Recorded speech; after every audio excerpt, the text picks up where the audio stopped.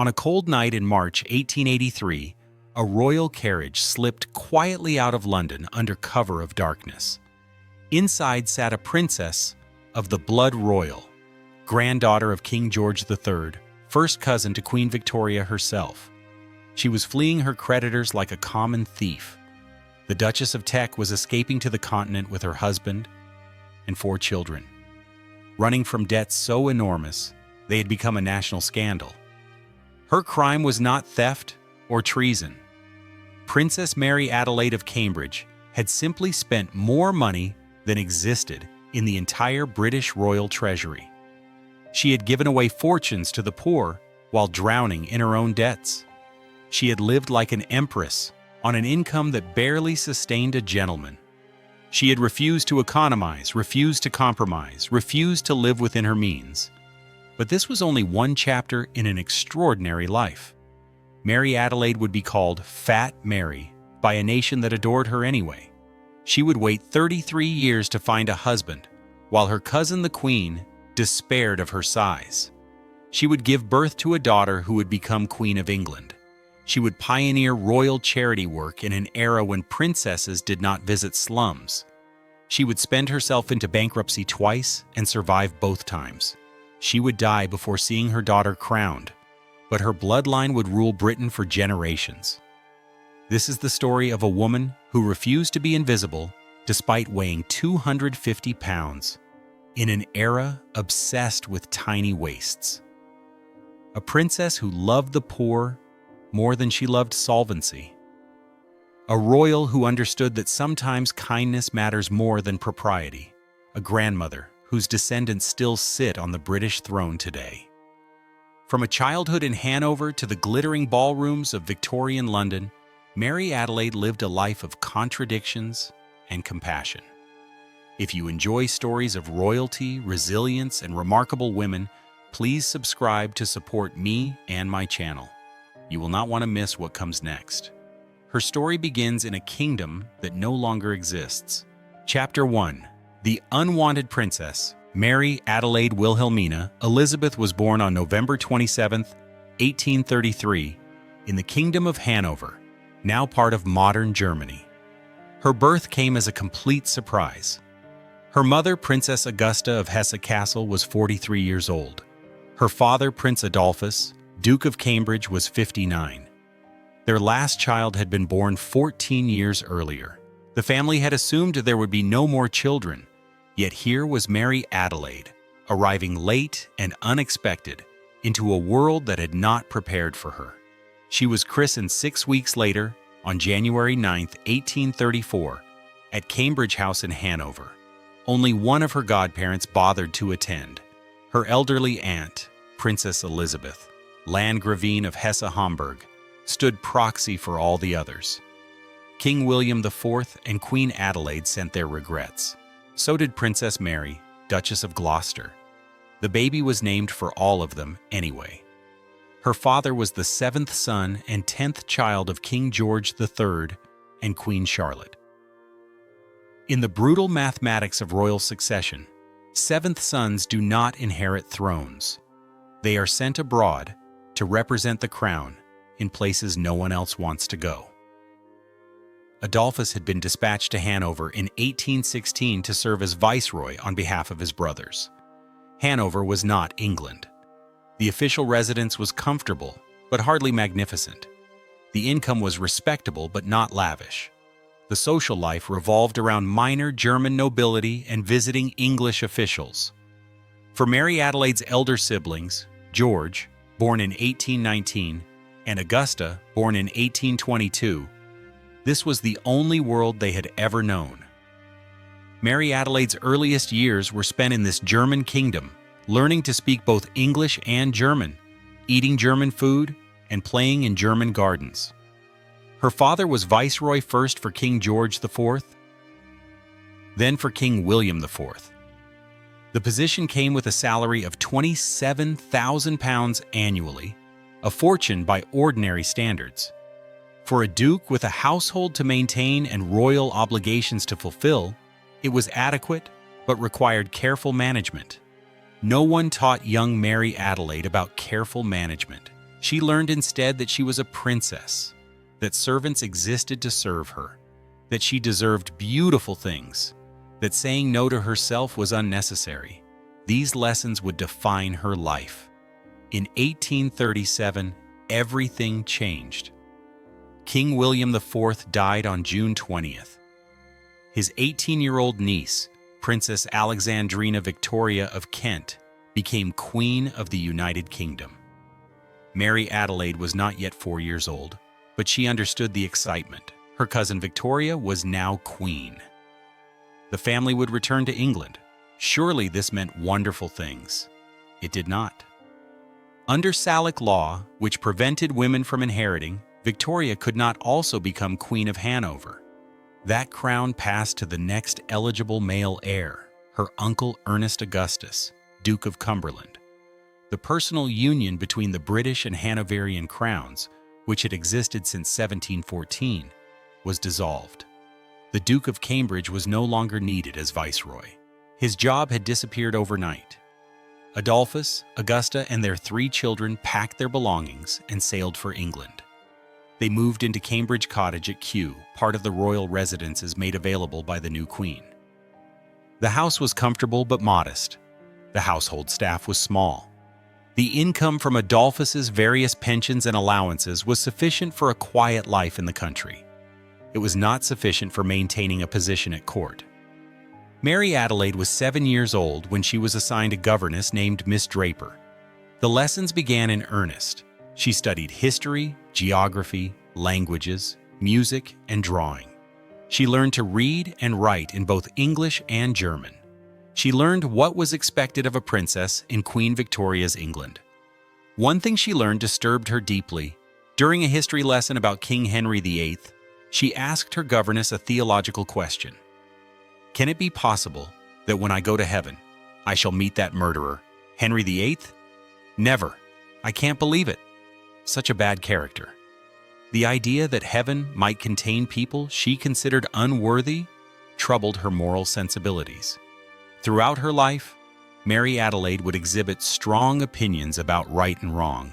She would act on those opinions regardless of the personal cost. As she grew older, people began to notice something else about the princess. She was getting larger, not just tall, but round. She loved food. She loved eating. She ate with enthusiasm and without restraint. Her mother worried. Her father seemed less concerned. Queen Victoria, that cousin who now ruled the empire, began to notice.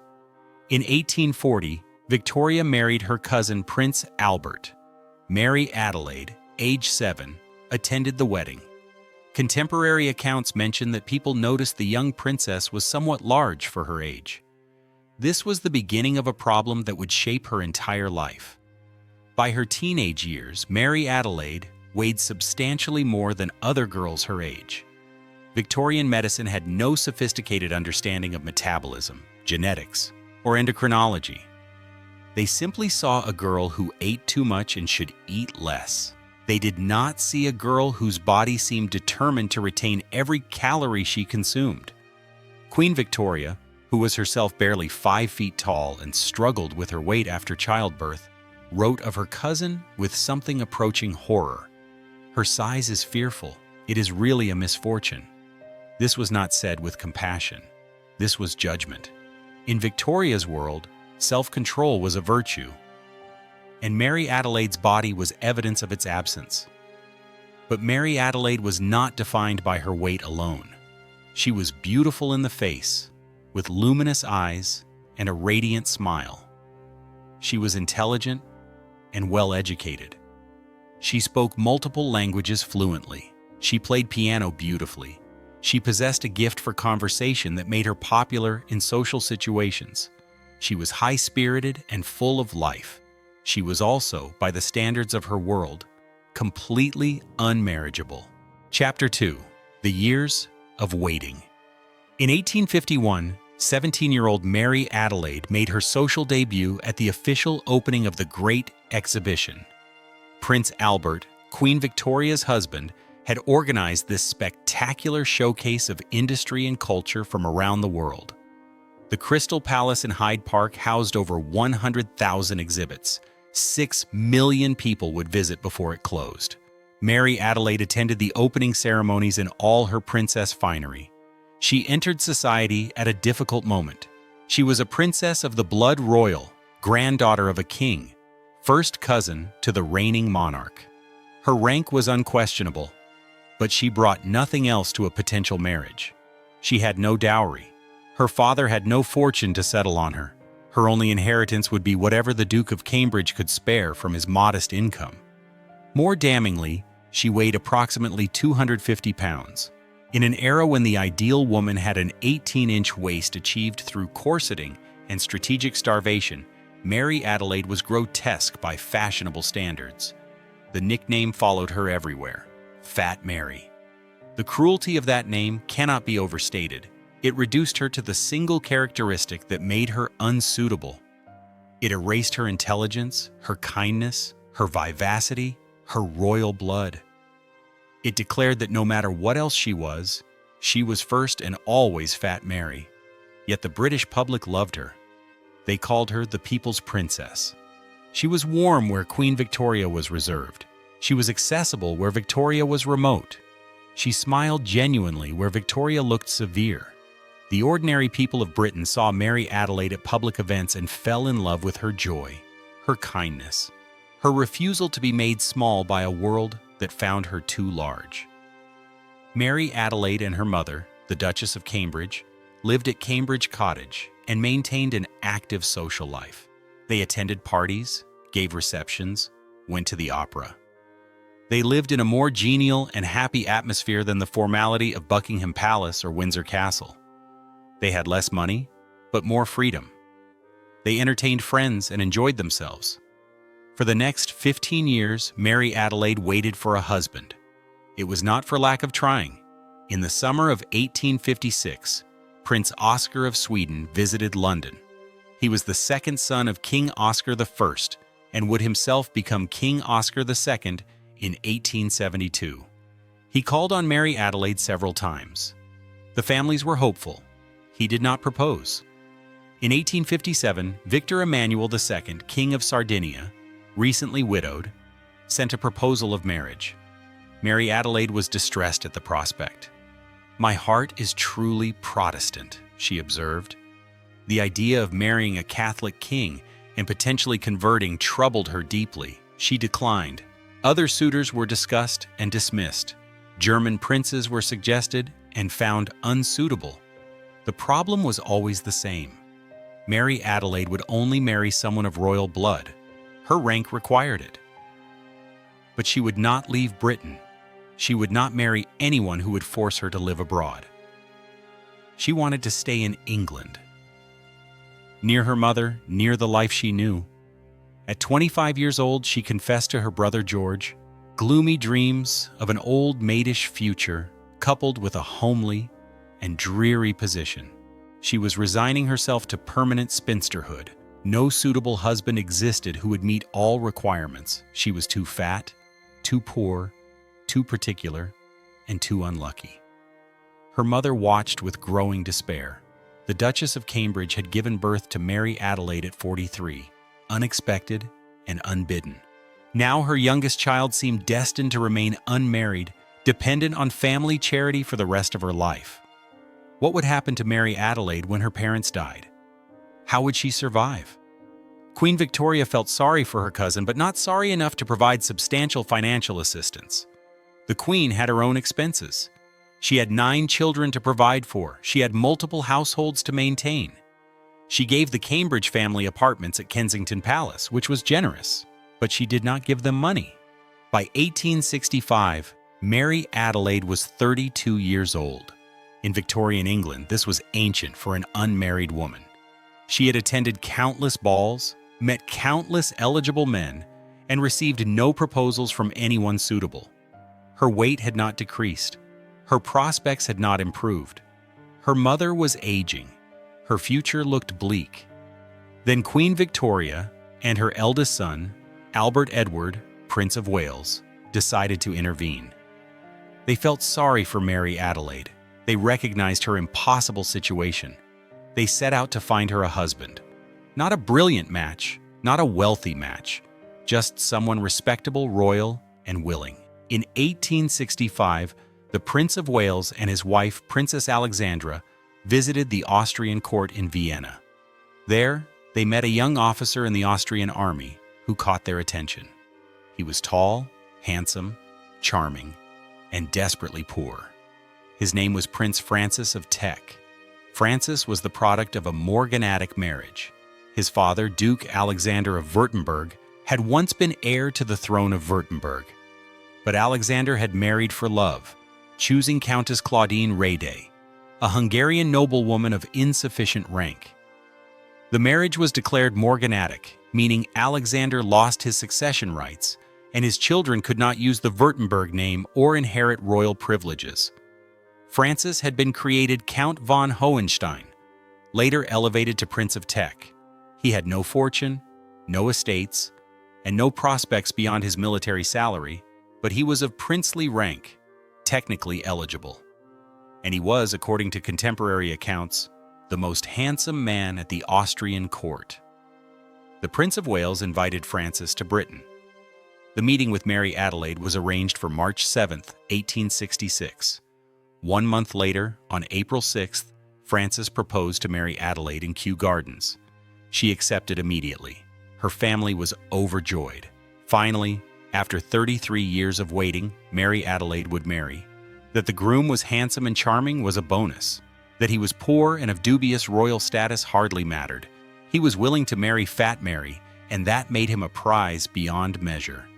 The wedding was set for June 12, 1866, at St. Anne's Church in Kew, Surrey. Queen Victoria approved the match and even provided gifts for the bride. Mary Adelaide's mother was jubilant. The Duke of Cambridge gave the union his blessing. Against all odds, Mary Adelaide had found her prince. What no one seemed to consider was whether a penniless prince marrying a penniless princess would create anything other than penniless chaos. Chapter 3. The Duchess in Debt. On June 12, 1866, 32-year-old Mary Adelaide married 28-year-old Francis at St. Anne's Church in Kew. The bride wore white. The groom looked dashing.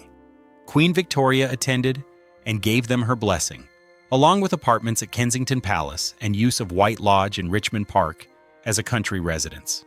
Mary Adelaide requested that Francis be granted the style of Royal Highness to match her own. Queen Victoria refused. He would remain His Serene Highness, Prince Francis of Teck. This was a humiliation, a reminder that Francis was not quite good enough, that this marriage was not quite equal. Mary Adelaide swallowed the insult and continued. The Duke and Duchess of Teck, as Mary Adelaide insisted on being called, despite Francis's lack of ducal title, settled into their Kensington Palace apartment. Mary Adelaide received a parliamentary annuity of £5,000 per year for performing royal duties. Her mother supplemented this with additional funds. Francis had his military pension and whatever allowances his family could provide. On paper, £5,000 annually should have been adequate for a modest royal household. It could have sustained a comfortable life with careful budgeting, limited entertaining, and reasonable restraint. Mary Adelaide possessed none of these qualities. She loved parties, she loved fashion, she loved jewelry, she loved fine food, she loved giving gifts, she loved entertaining, she loved traveling.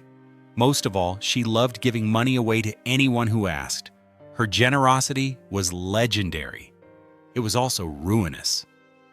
On May 26, 1867, Mary Adelaide gave birth to her first child at Kensington Palace.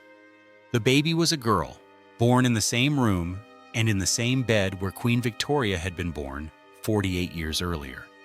The Queen herself visited the infant during a trip to see her own newborn granddaughter. Victoria declared Mary Adelaide's baby a handsome child, high praise from a woman who had called her own granddaughter puny and pigeon-breasted. The baby was christened Victoria, Mary, Augusta, Louise, Olga, Pauline, Claudine, Agnes. The family called her May. This child would one day be Queen Mary, wife of King George V, Queen Consort of the British Empire. But in 1867, she was simply the infant daughter of a minor royal couple living on charity. 3 more children followed. Prince Adolphus in 1868, Prince Francis in 1870, and Prince Alexander, known as Algy, in 1874. Mary Adelaide now had 4 children to clothe, feed, educate, and provide for. Her £5,000 annual income had not increased. Francis's income had not increased, but Mary Adelaide's spending certainly had. She dressed her children beautifully. She hired excellent tutors. She threw elaborate birthday parties. She redecorated the Kensington Palace apartment multiple times. She bought new furniture, new china, new everything. She attended every social event in the most fashionable dresses. She entertained constantly at White Lodge, hosting dinners and parties that cost more than she could possibly afford. Francis tried to manage the finances. He failed. Mary Adelaide simply ordered what she wanted and left the bills for Francis to handle. Creditors began appearing at the door. Polite requests for payment became insistent demands. Francis borrowed money. The debts grew larger. In September 1871, the King of Württemberg finally created Francis Duke of Teck. This elevated both Francis and Mary Adelaide in title, though it did nothing for their finances. Mary Adelaide was now officially Her Royal Highness, the Duchess of Teck. She celebrated by spending more money. Throughout the 1870s, the Teck family lived far beyond their means. They gave lavish parties. They traveled to the continent for expensive holidays. They maintained 2 residences with full staffs. They dressed like royalty. They acted like royalty. They spent like royalty.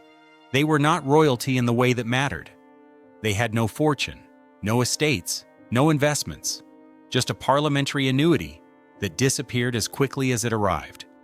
Mary Adelaide's charity work began in earnest during these years.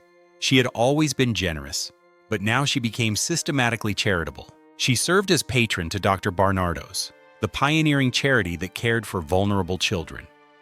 She supported the NSPCC, St. John's Ambulance, and an array of London hospitals. She gave money to Christian associations, asylums, and relief funds.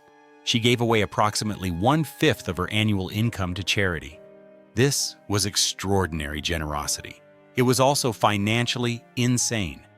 A woman drowning in personal debt was donating thousands of pounds to the poor. She borrowed money to pay her bills and then gave money away to charity. The mathematics made no sense. But to Mary Adelaide, helping those in need was not optional. It was her duty as a royal and as a Christian. She also revolutionized how royals interacted with the public. Mary Adelaide attended local fundraising fetes and bazaars. She worked as a shopwoman at charity events, actually serving customers herself. She visited ordinary workers in their homes. She went into hospitals and spoke to patients. She went into slums and met the poor. This was not done. Queen Victoria performed ceremonial charity, attending galas and signing donation checks. She did not visit East End tenements. She did not shake hands with factory workers. She did not sell trinkets at church bazaars. Mary Adelaide did all of this and more. The public adored her for it. Contemporary sources described her as arguably the hardest working member of the royal family. She had the common touch. She made people feel seen and valued. She was accessible in a way that other royals were not.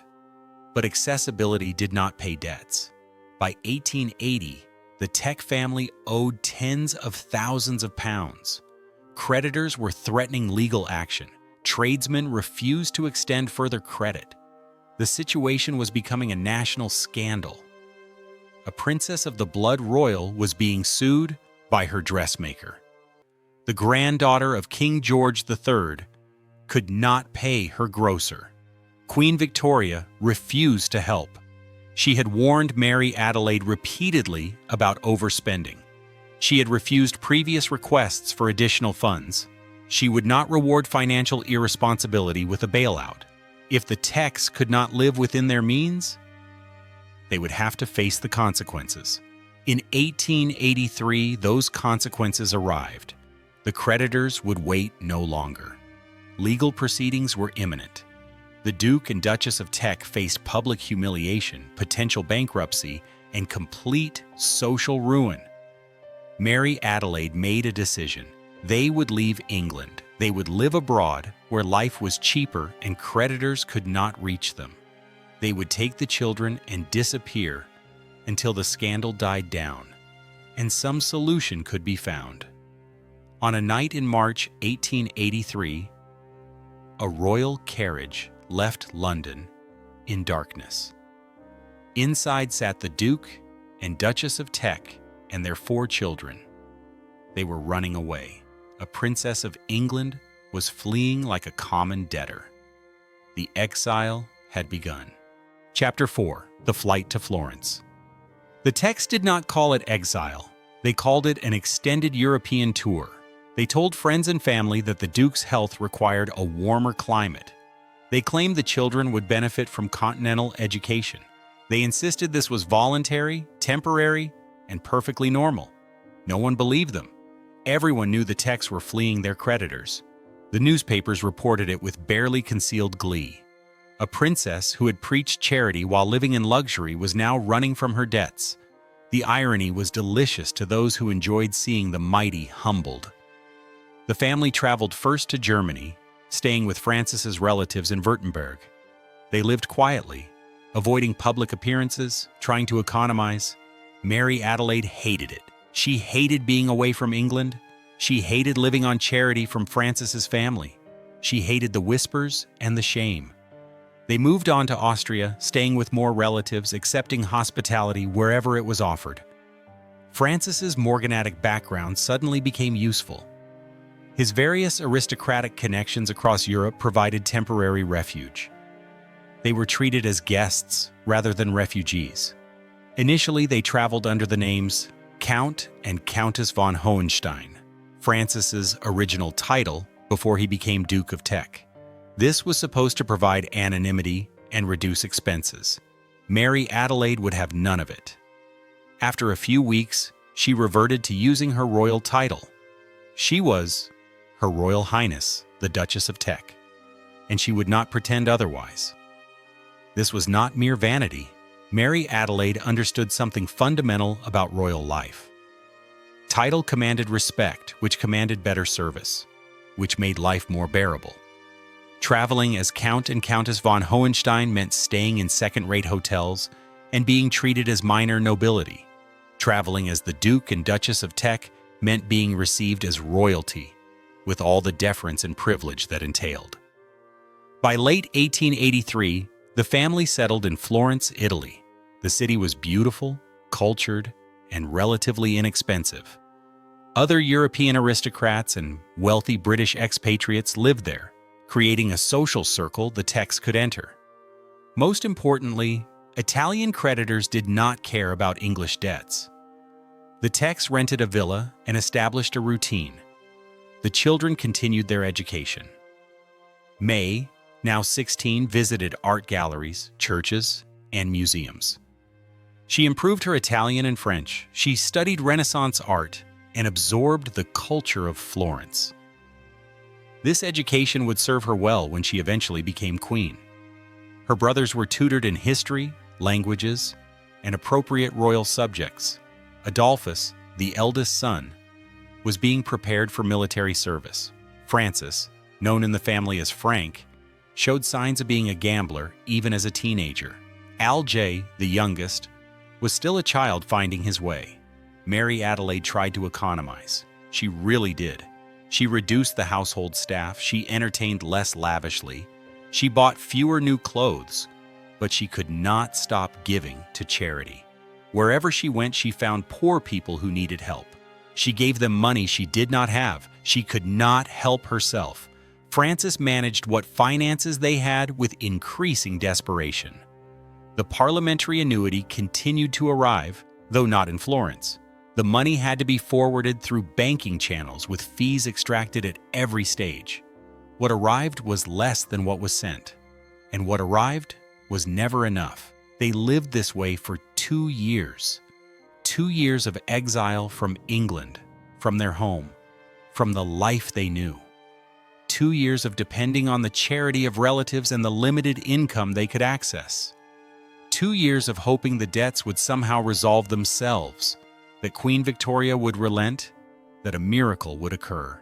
In December 1884, Francis's father, Duke Alexander of Württemberg, died. The family hoped he might have left some inheritance, some money that would solve their problems. He had not. Alexander had lived on a modest pension himself, the price of his morganatic marriage. There was nothing to inherit. By 1885, the creditors in England had grown tired of waiting. Legal proceedings had been threatened repeatedly, but never executed. The debts remained, but the will to pursue them across international borders had diminished. Some creditors had settled for pennies on the pound. Others had simply written off the debts as uncollectible. The crisis, while not resolved, had at least subsided. Queen Victoria indicated that the Techs could return to England. She would not provide money, but she would not block their return.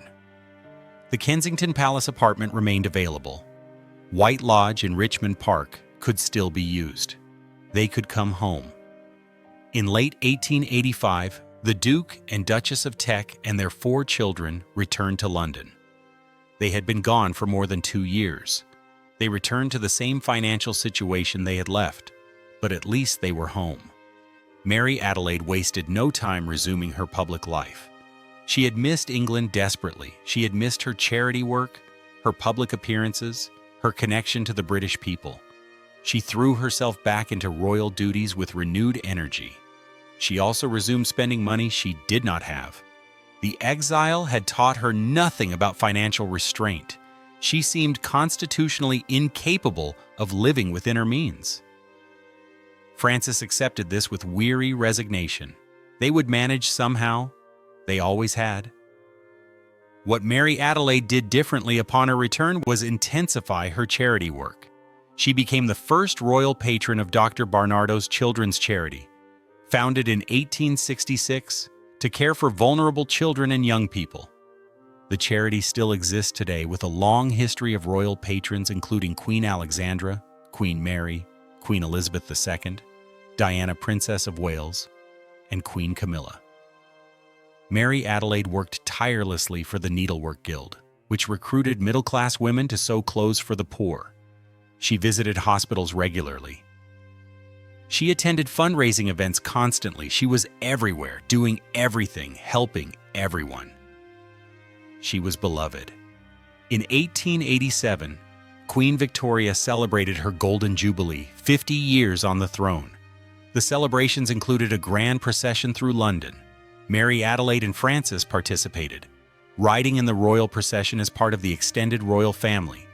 It was a moment of validation, of public acceptance, of belonging. That same year, Queen Victoria finally elevated Francis to the rank of Highness in celebration of the Jubilee. He was no longer merely Serene Highness. He was now His Highness. This was a small concession, relevant only in the United Kingdom, but Mary Adelaide treasured it. Her husband had been recognized, elevated, acknowledged. In 1889, Mary Adelaide's mother died at the age of 91. The Duchess of Cambridge had lived long enough to see her youngest daughter marry and have children. She had worried about Mary Adelaide for decades, fearing she would die unmarried and destitute. Instead, Mary Adelaide was married, mother of 4, and a beloved public figure. The financial chaos remained, but at least Mary Adelaide had built a life. With her mother's death, Mary Adelaide inherited a small amount of money and property. It was not enough to solve the debt problem, but it helped. More importantly, Mary Adelaide now turned her attention to a new project. She had 4 children to settle in life. Her sons would need military careers. Her daughter needed to marry. In 1891, Mary Adelaide fixed her sights on the ultimate prize. Her daughter May would marry a prince. Not just any prince. May would marry a future king. Chapter 5. The Queen Maker. Princess Victoria Mary of Teck, May, to her family, was 24 years old in 1891. She was tall, elegant, and dignified. She had been educated beyond what was typical for women of her era, fluent in English, German, and French, knowledgeable about art, music, and history. Her years in Florence had cultured her. Her mother's lessons in royal duty had prepared her. But May was not royal in the way that mattered for Britain's future king. She was a great-granddaughter of George III, but through a seventh son. Her father was the product of a morganatic marriage, technically of royal rank, but not quite respectable. She had grown up in modest circumstances, her mother fleeing creditors, her family living on the edge of scandal. Queen Victoria wanted a British-born bride for her grandson Prince Albert Victor, Duke of Clarence and Avondale, who was second in line to the throne. The Queen was tired of German princesses who could barely speak English. She wanted someone raised in Britain, someone who understood the country and the people. May was British-born, of royal descent, and available. Mary Adelaide saw opportunity. She had spent her life fighting for respect, for position, for acknowledgement. Her daughter could achieve what Mary Adelaide never could. May could become Princess of Wales. May could become Queen Consort. May could erase the stain of morganatic blood and financial scandal through a brilliant royal marriage.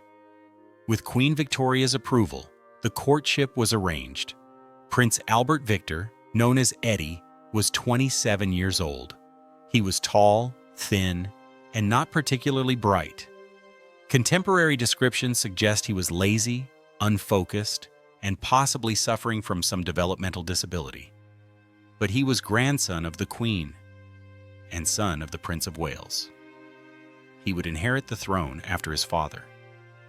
The engagement was announced in December 1891. May accepted the proposal dutifully. This was her duty, her destiny, her purpose. Love was not discussed.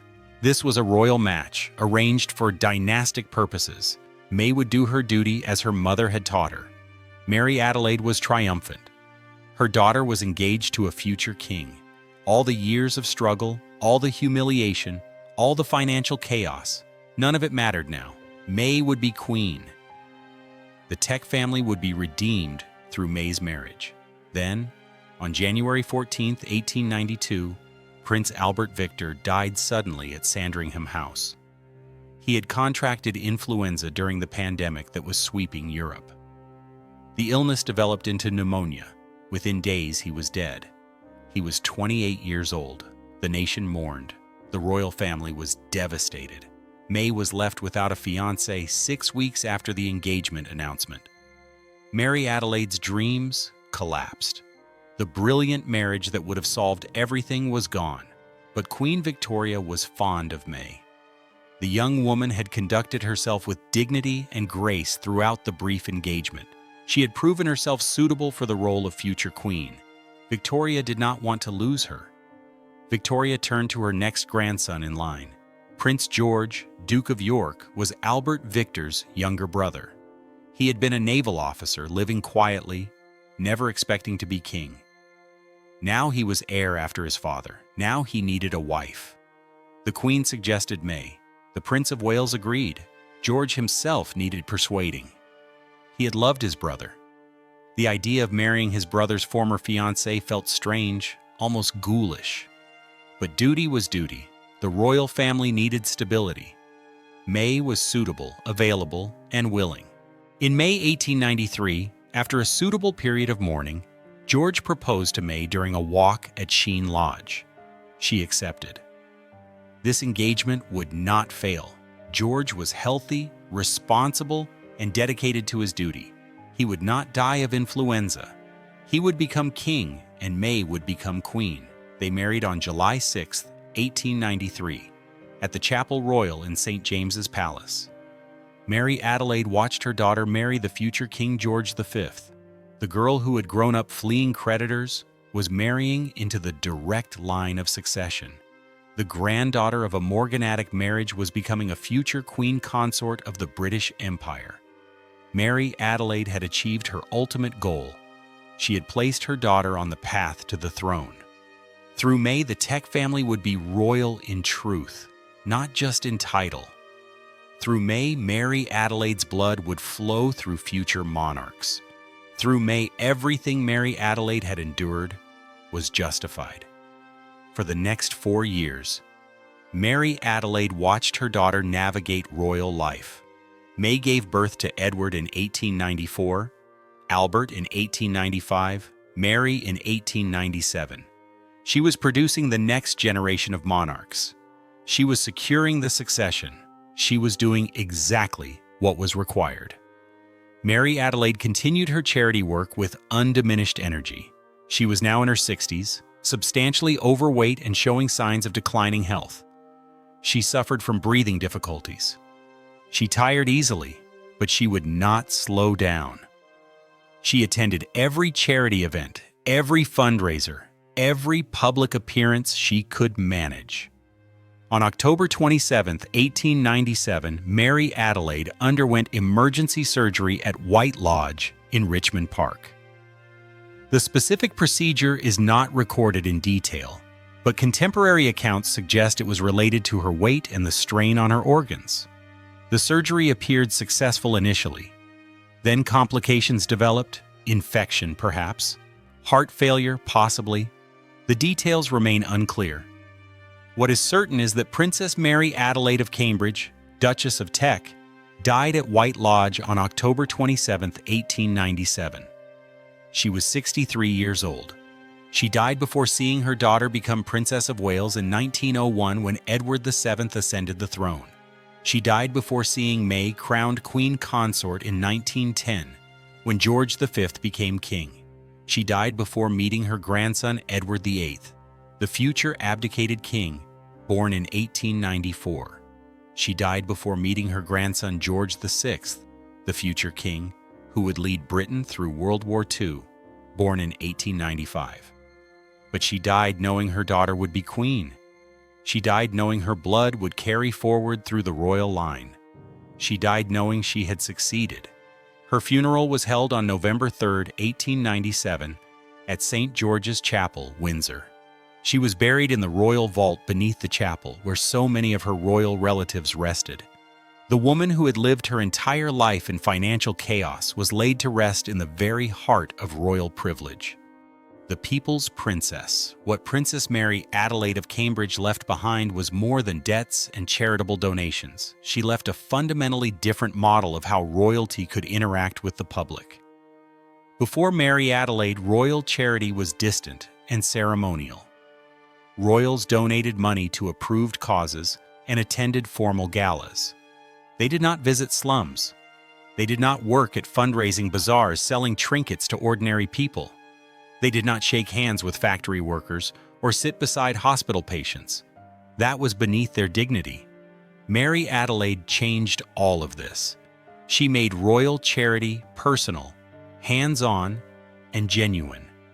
She showed that a princess could work alongside ordinary people without losing her dignity. In fact, she gained dignity through her service. The public adored her not because she was remote and mysterious, but because she was accessible and kind. Her daughter May, who became Queen Mary, absorbed these lessons. Queen Mary would continue her mother's tradition of hands-on charity work, though with more financial restraint. Through Mary, through her children and grandchildren, Mary Adelaide's approach to royal duty became embedded in the British monarchy. When Queen Elizabeth II spent decades performing thousands of public engagements, visiting hospitals, opening schools, attending community events, and shaking hands with ordinary citizens, she was continuing a tradition Mary Adelaide had pioneered.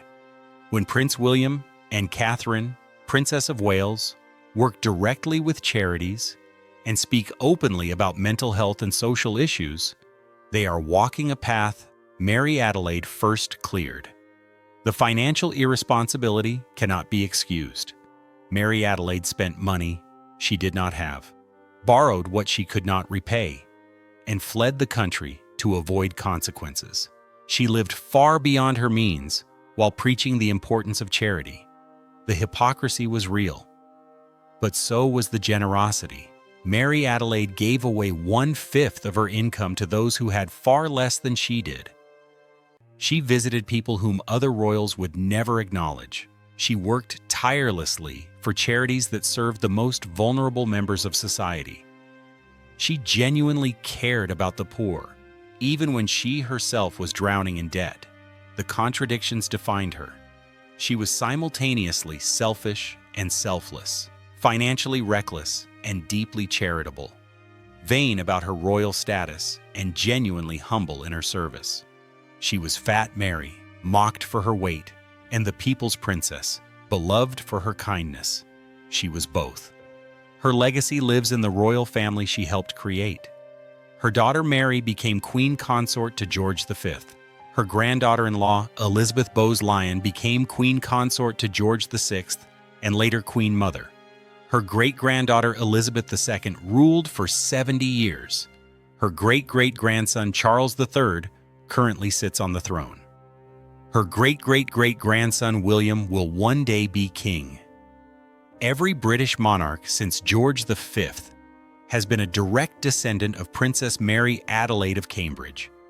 The woman who could not pay her bills has more descendants wearing crowns than any other member of her generation.